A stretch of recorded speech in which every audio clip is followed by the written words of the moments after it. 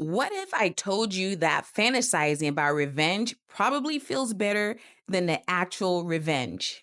I must confess, the way the first episode went down, I thought Joel would have died from the multiple heartbreaks he has experienced. I even thought his guilt was going to eat him alive slowly. What I never saw coming was Joel dying at the hands of a broken-hearted stranger. Not in my bingo cards. Hello, my name is Dr. Pauline Botchway, and I am a licensed professional counselor. I am here to break down the domino effect of seeking revenge by talking about some key characters from the HBO Max series, The Last of Us. This episode started like a bad dream that never ended. It was one thing after the next, after the next. For example, just when we thought Joel's lives were safe with his therapist, Joel let his guard down and got himself killed. The truth about revenge is that it doesn't end and nobody wins. It cycles from one person to the next like the domino effect. Revenge, just like generational trauma, can be passed down and inherited. Don't go in there. Stop it! I'm telling you, go back. No!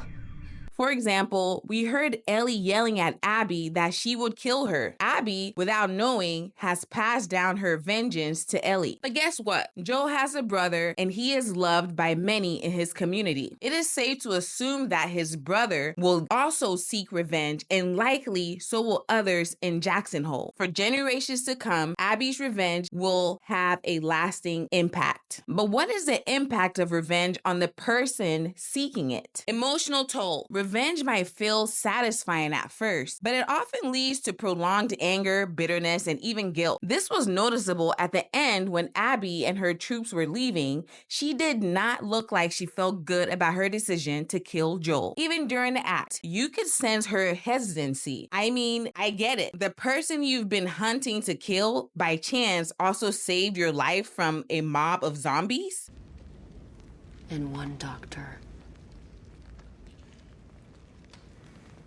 You remember that one? An unarmed doctor.